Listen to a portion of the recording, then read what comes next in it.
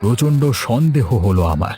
কেমন একটা গন্ধ, গুমোট পচা আমার নাকে আসছে অনেকক্ষণ ধরে, কিন্তু জঙ্গলের মধ্যে এ ধরনের গন্ধ অস্বাভাবিক।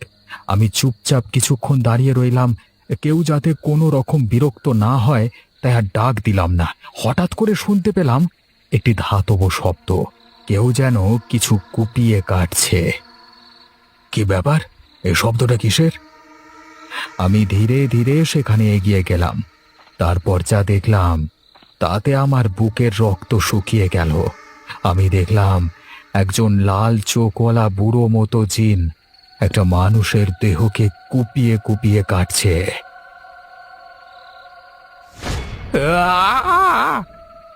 চিৎকার করি বুঝতে পারলাম সেই জিন তার কাজে বাধাপ্রাপ্ত হয়েছে।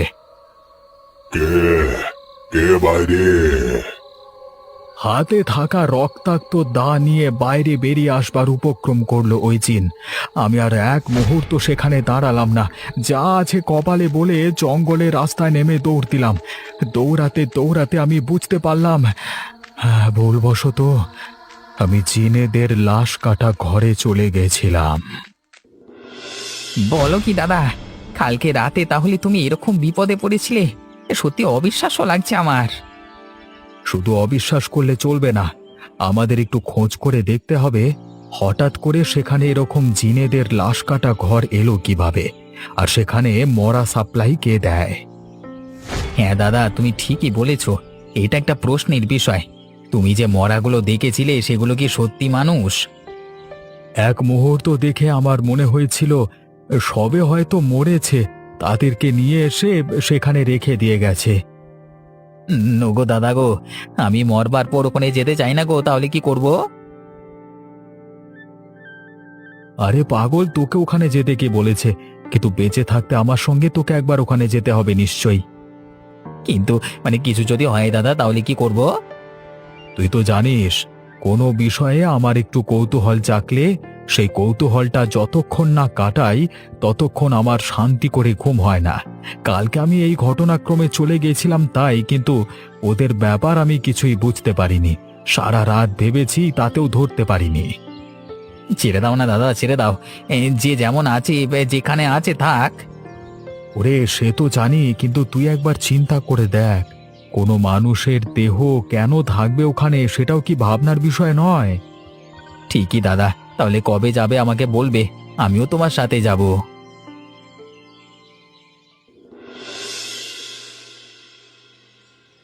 দেখুন না ডাক্তারবাবু, আমার কোনো কথা ঠিকমতো শোনে না। কি আব্দুল বাবু, মেয়ের কথা না শুনলে হবে? এভাবে যদি অনিয়ম করেন তাহলে তো। মোনালিসা, তোকে না আমি বারণ করেছিলাম এই ডাক্তারকে বাড়িতে ঢুকতে দিবি না, ও আমার চিকিৎসা করবার জন্য আসে না। বাবা, তুমি কার সামনে কেমন ভাবে কথা বলছো? অন্তত কথাবার্তাগুলো তুমি তো একটু ঠিক রাখো। আরে না না, ঠিক আছে, উনি যা বলছেন বলতে দিন, আমার কোনো অসুবিধা নেই। আমরা ডাক্তার হয়েছি, আমাদেরকে কত কি সহ্য করতে হয়। ডাক্তার না চাই। তা আপনি ওষুধপত্র ঠিকঠাক খাচ্ছেন তো, নাকি সেগুলো অনিয়ম করছেন? ওষুধ না বিষ, ওগুলো খাইয়ে তুমি মানুষ মারো, তাই না? তুমি কি ভেবেছো আমি কিছুই জানি না, কিছুই বুঝি না? আমি কি বাচ্চা ছেলে? ডাক্তারবাবু, ডাক্তারবাবু আপনি চলুন। বাবা আপনাকে অনেক অপমান করেছে। আর না, আমি আর সহ্য করতে পারছি না। মোনালিসা, তুই ওর কাছ থেকে সরে যা, এই ছেলেটাকে আমি দেখতে পারি না একদম। ঠিক আছে, আমি চলে যাচ্ছি, তবে আপনাকে জ্বালাতন করতে আবার আসবো। আপনাকে যতক্ষণ না সুস্থ করতে পারছি ততক্ষণ আমি নিজেকে ডাক্তার বলে মনে করছি না, তাই না? বেরিয়ে যা, বেরিয়ে যা বেয়াদব, এখান থেকে দূর দূর হয়ে যা, বেরো।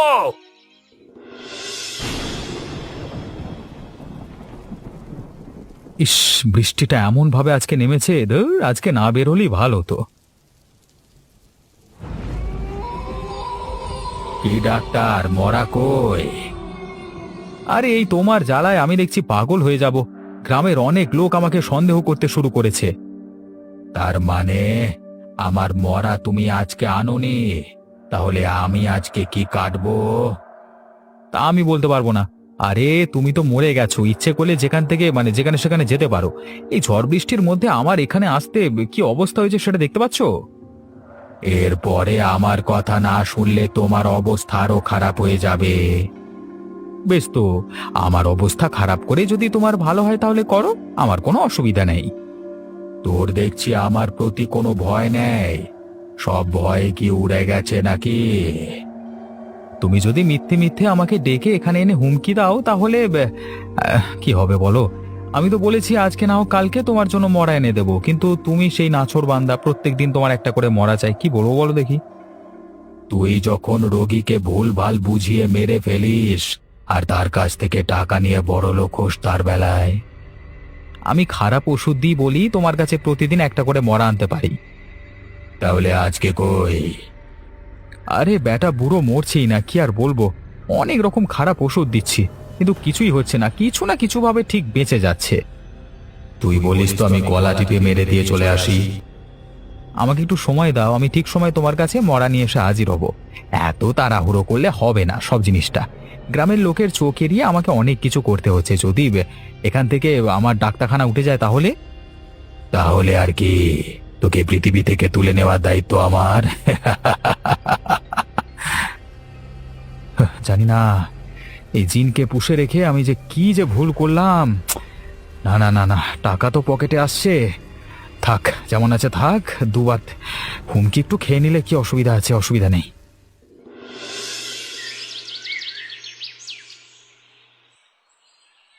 এই তুমি সব কথাতে আমাকে না করো কেন বলো তো? এখন কি তোমার কথা আমাকে শুনে চলতে হবে নাকি? তুমি যতই না বলো, আমি যখন যাব বলেছি তখন যাবই। হ্যাঁ গো, তোমার মনে কোনো ভয় নেই? কাজীরা কোথায় কি দেখে এসেছে, তুমি তার জন্য আজকে রাতে ওই জিন ধরতে যাবে? তোমার কি মনে ভয় ডর নেই? আরে আমি কি একা যাচ্ছি নাকি? আর ধরো যদি সেই জিন আমাদের গ্রামবাসীদের কোনো ক্ষতি করে, তাহলে তো আমাদের আগে থেকে সতর্ক হতে হবে। সে তুমি সতর্ক হও আর যাই হও, তুমি এখান থেকে কোথাও যাবে না।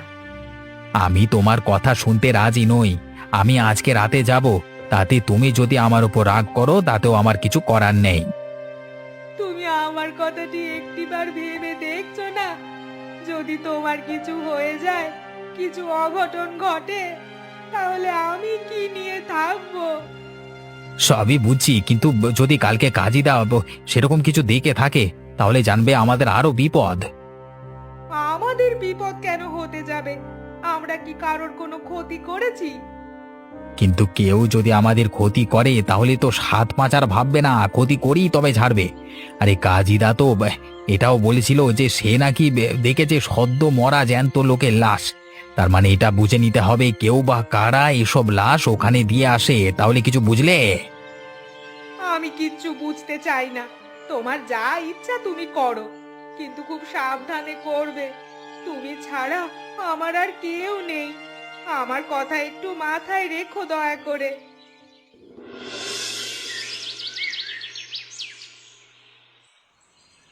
আয় আয় আমার সামনে আয়, আমার চোখের আড়াল হয়ে তুই কোনো কিছু করতে পারবি না। আমি সব জানি, সব বুঝি, আমার সামনে এসে দেখা দে। আব্দুল, তুই আমাকে কি জন্য ডেকেছিস? কি চাই তোর? সত্যি কথা বল, তুই আমাদের হাসপাতালের ডোম তাই না? তোর এই অবস্থা হয়েছে কি করে? আমি সে সব কথা তোকে বলতে যাব কেন? তোর তো কোনো ক্ষতি করতে আমি আসিনি, তুই আমাকে শুধু শুধু ডাকলি কেন? সত্যি কথা বল, ওই ডাক্তার তোর সাথে যুক্ত আছে তাই না? আমি কিন্তু সব জানি। বাবা গো, ও কে গো? মা, তুই ঠিক আছিস তো রে? তুই আমাকে ভুল বুঝিস না, তোর কিছু হয়নি তো? ও ও কে ছিল বাবা? তুমি তুমি তুমি কাকে ডেকেছিলে? তোর ওই ডাক্তারের সাথীকে। দেখলি তো কত ভয়ানক, আর তুই আমার কথা বিশ্বাস করছিলিস না। আমি কিছুই বুঝতে পারছি না, আমাকে একটু খুলে বলো বাবা। এই জিন একজন ডোম, হাসপাতালের লাশ কাটা ঘরে কাজ করত। আমি অনেক দিন আগে একবার সন্দেহ করেছিলাম সবুরকে, মাঝখানে অনেক ঘটনা ঘটেছে। তুই যখন এখানে ছিলিস না, তাই ওই ছেলেটাকে আমার একদম ভালো লাগে না। কি ঘটেছে আমাকে বলো, আমিও জানতে চাই। কিন্তু তুই কি আমার কথা বিশ্বাস করবি? আমার সব কথাই তো তোর মিথ্যে বলে মনে হয়। তোমার সব কথা আমি বিশ্বাস করব। তুমি আমাকে বলো বাবা, কিচ্ছু লুকিও না। ঠিক আছে, তাহলে শোন বলি। এখানে তো চলে এলাম। ডাক্তারবাবু, ডাক্তারবাবু কোথায় গেলেন? কাউকে দেখতে পাচ্ছি না কেন? তুমি এখানে চুপ করে বসো তো, আমি এদিক ওদিক একবার দেখে আসি। মনে হচ্ছে এখানে কার গলার শব্দ শোনা যাচ্ছে। এই সময় কেউ থাকবে তো? আচ্ছা, ওইদিকে আলো দেখা যাচ্ছে, একবার গিয়ে দেখি তো।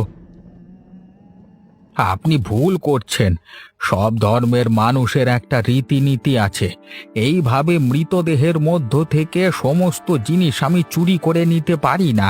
তাদের পরিবারের লোকেরা তাহলে আমাকে কি বলবে? শোন, বেশি জ্ঞান না দিয়ে যে যে জিনিসগুলো দিতে বলছি ওই দেহটা থেকে খুলে সেগুলো সব আমাকে দে। সব দিয়ে দে আমাকে, আমি বিক্রি করব। আরে টাকা হলে আমরাও বাঁচি, আর তোকেও তো আমি ভাগ দেব, কোনো চিন্তা নেই। তবে একটা কথা, তোকে মুখটা কিন্তু বন্ধ রাখতে হবে। না সাহেব, আমি এসব পাপ কাজ করব না। মরা মানুষকেও যদি আমরা লুটে খাই, তবে আমরাও মানুষ নই। ওপরে একজন বসে আছেন, তিনি সব কিছু দেখছেন, তিনি কোনোদিন ক্ষমা করবেন না। তোদের মতো ডোমরা অত বড় কথা বলিস কেন রে? সেই থেকে তোকে আমি বুঝিয়ে আসছি, তুই আমার কথা বুঝলি না, তাই তো? তোকে আমি বাঁচিয়ে রাখবো না, শেষ করে ফেলবো তোকে। আল্লাহ, আমি কি দেখলাম? না না, এখানে দাঁড়িয়ে থাকলে হবে না, পালিয়ে যাই এখান থেকে। ওরে বাবা! কে কে ওখানে?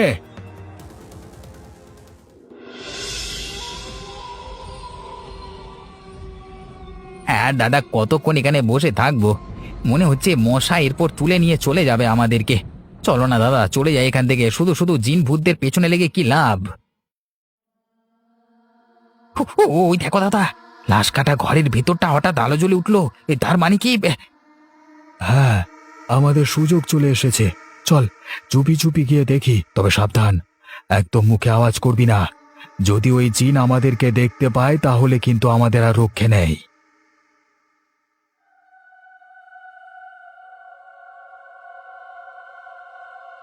এটা কি হলো দাদা? ঘরের মধ্যে তো কাউকে দেখতে পাচ্ছি না। সেটাই তো রে, কিন্তু কালকে রাতে আমি ওখানে দেখেছিলাম ওকে। তাহলে আজকে কি হলো? এখানে কেন এসেছিস? তোদের কি চাই? ওরে বাবা রে দাদা, কে গো? পালাও দাদা, পালিয়ে চলো এখান থেকে। ছাড়ো, দয়া করে আমাকে ছেড়ে দাও। আমি আর কোনোদিন এখানে আসবো না। ভয় পেও না, আমি তোমাকে মারবো না। আমার কথা শোনো। তুমি কে? আর তুমি এখানে আসো কেন? আমি ছিলাম তোমাদের হাসপাতালের লাশ কাটা ডোম। সবুজ ডাক্তার আমাকে দিয়ে খারাপ কাজ করাতে চেয়েছিল, কিন্তু আমি রাজি হইনি, তাই আমাকে মেরে ফেলেছিল। তাহলে তুমি এখানে কিভাবে এলে? কি চাও তুমি? আমাকে টুকটাক করে সবুজ ডাক্তার এখানে আটকে রেখেছে। আমার আত্মাকে কিছুতেই মুক্তি দিচ্ছে না। আমাকে দিয়ে খারাপ কাজ করিয়ে এখনো পর্যন্ত সে নিজের পকেটে টাকা আনছে, তাই আমি এখান থেকে যেতে পারছি না। তাহলে এখন আমাকে কি করতে হবে? সবুরকে আটকানোর ব্যবস্থা কর, তাহলেই আমার শান্তি। না হলে ওর স্বার্থের জন্য আমাকে আরো খারাপ কাজ করতে হতে পারে। এমনকি ও নিজে গ্রামের মানুষকে ভুল ওষুধ দিচ্ছে যাতে তাড়াতাড়ি মরে যায়। বলছো কি সত্যি নাকি? আমি একদম সত্যি কথাই বলছি। দরকার হলে তুমি আব্দুলের সাথে কথা বলতে পারো। ওই একমাত্র পারে এই বিপদ থেকে গ্রামের মানুষকে উদ্ধার করতে। ঠিক আছে, আমি কালকেই যাব আব্দুল চাচার কাছে।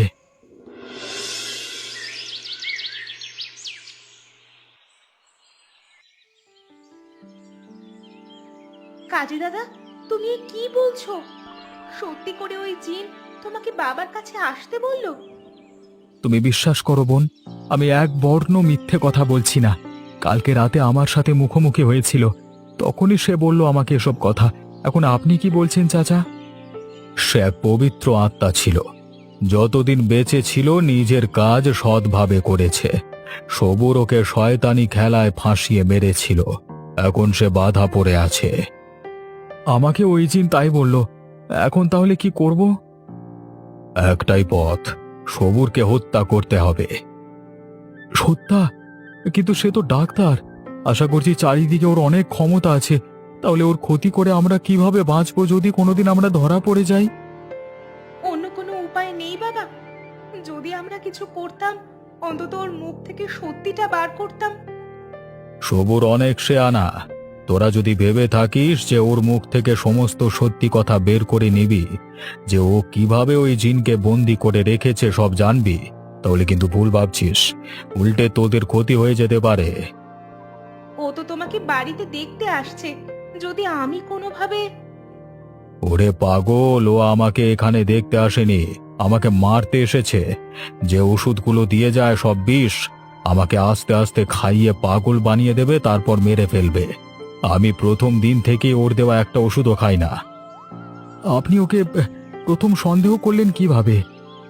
বাবা সব ঘটনা দেখে ফেলেছিল নিজের চোখে, তাই বাবা আগে থেকে সব জানতো। তাহলে আপনি এবার বলুন, আপনি যা চান আমি তাই করব। তোমরা কিছু করতে পারবে না, এবার আমাকেই যা করবার করতে হবে। ওই ডাক্তারকে একবার আমার বাড়িতে আসতে দাও, তারপর ওর মজা দেখাবো। আমি ওকে শেষ করে ফেলবো।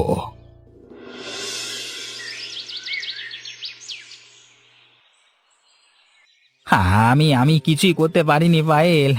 জিনটা হঠাৎ করে কাজীকে টেনে নিয়ে গেল কুয়াশার মধ্যে। আমি সেখান থেকে দৌড়ে পালিয়ে বেঁচে ফিরেছি, না হলে হয়তো আজকেও আমি আর ফিরতে পারতাম না গিন্নি। আমি তোমাকে আগেই বলেছিলাম ওদিকে যেও না। জিনের লাশ কাটা ঘর, জঙ্গলের ভেতর পাপের জায়গায় পা দিলে কেউ ফিরে আসে না। আমি তো যেতে চাইনি গিন্নি, কিন্তু দাদাই তো আমাকে জোর করেছিল। আমি তারপরেও সেখান থেকে পালিয়ে আসতে চেয়েছিলাম, কিন্তু দাদা আমাকে কিছুতেই আসতে দেয়নি। এখন কি হবে বলো তো? ওর পরিবারকে আমি মুখ দেখাবো কি করে? কাউকে কিচ্ছু বলবার প্রয়োজন নেই, যা হয়ে গেছে চুপচাপ থাকো। বেশি কথা বলতে গেলেই তুমি দোষী হয়ে যাবে। আমি ভয় পাচ্ছি পায়েল, ঘুমাতে গেলেই কাজীর মুখটা ভেসে ওঠে। যদি জিন এবার আমাদের খুঁজতে আসে? হ্যাঁ গো, তুমি তো ঠিকই বলেছ। এবার যদি আমাদের ওপর ওই জিনের দৃষ্টি পড়ে, তোমাকে নিশ্চয়ই ও দেখেছিল। এবার আমাদের কি হবে বলো তো? হ্যাঁ, একটা কাজ করবে, এখান থেকে পালিয়ে যাবে। জিনের হাত থেকে পালিয়ে আজ পর্যন্ত কেউ বাঁচতে পেরেছে তুমি শুনেছো? অতএব এসব ন্যাকামোর কথাবার্তা আমার সামনে বলবে না। আমার একদম ভালো লাগে না বলে দিলাম। আমার কথা না শুনে এখন বিপদে পড়েছো, বোঝো কি হবে। আমার কিছুই মাথায় আসছে না, আমি যে কি করব কিছু বুঝতে পারছি না।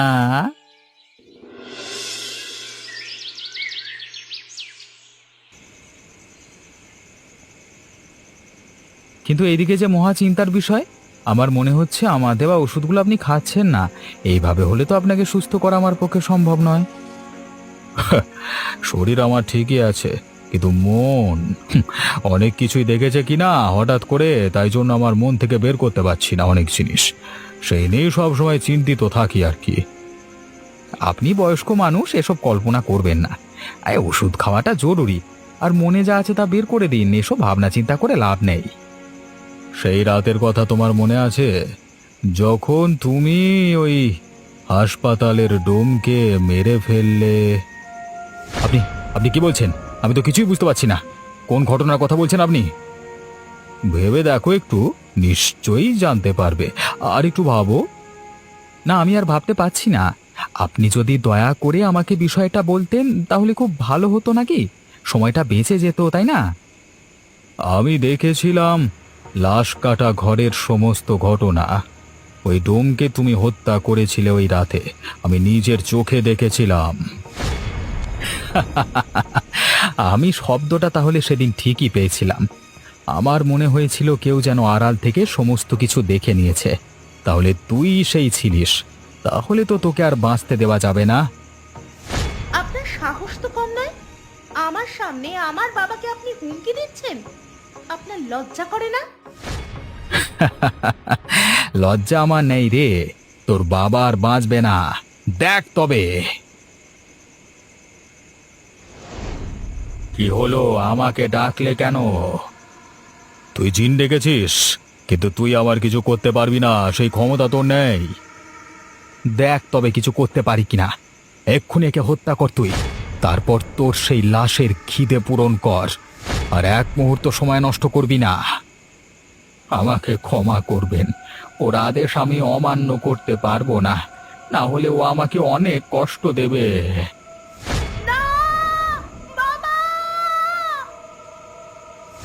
এই সালে চুপ কর, তুই এই মুহূর্তে আমার সাথে যাবি। তোর বাবার পর তোর মৃত্যু, কেউ তোকে আমার হাত থেকে বাঁচাতে পারবে না। আমার পকেট গরম হবে এবার অনেক, আমি অনেক টাকার মালিক হয়ে যাব।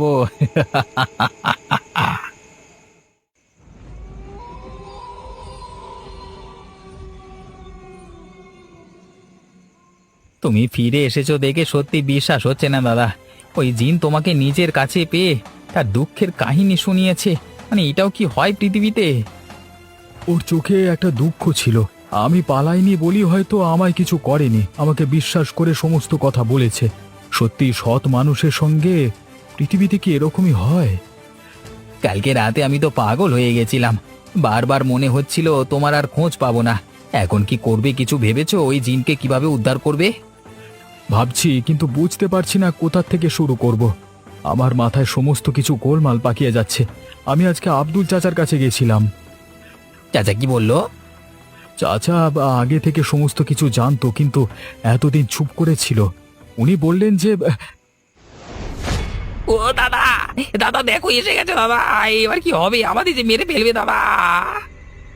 তোদের কোনো ক্ষতি আমি করতে আসিনি, তোদের একটা কথা বলতে এসেছি।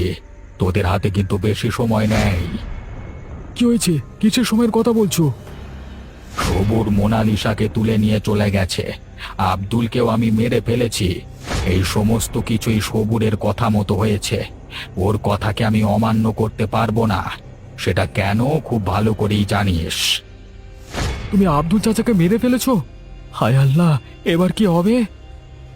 মোনালিসাকে বাঁচাতে হলে আজকে রাতের মধ্যেই সবুরকে মেরে ফেলতে হবে, না হলে ওকে আমার হাত থেকে কেউ বাঁচাতে পারবে না।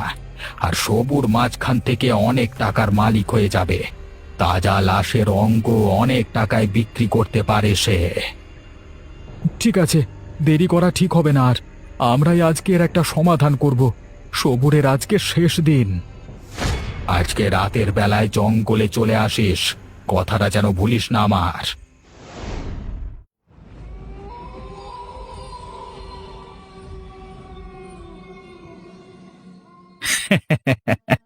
মোনালিসা, আর কিছুক্ষণ পরই তোর চোখের সামনে তোর বাবাকে কুচি কুচি করে কাটা হবে, তারপর দয়া করো, আমরা তো তোমার কোনো ক্ষতি করিনি, তাহলে আমাদের এত বড় শাস্তি কেন দিচ্ছ? এই ন্যাকামো বন্ধ কর, তোকে আমি কৈফিয়ত দিতে আসবো না। তোর বাবার দেহের অঙ্গ বিক্রি করে আমি বেশি টাকা পাবো না, কিন্তু তোকে মেরে ফেলবার পর আমি অনেক টাকার মালিক হয়ে যাব, অনেক টাকার।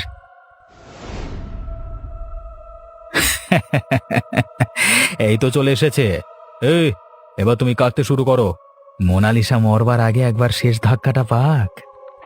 শয়তান ডাক্তার, তুই মানুষের ক্ষতি করে বেড়াস? তোর সাহস তো কম নয়।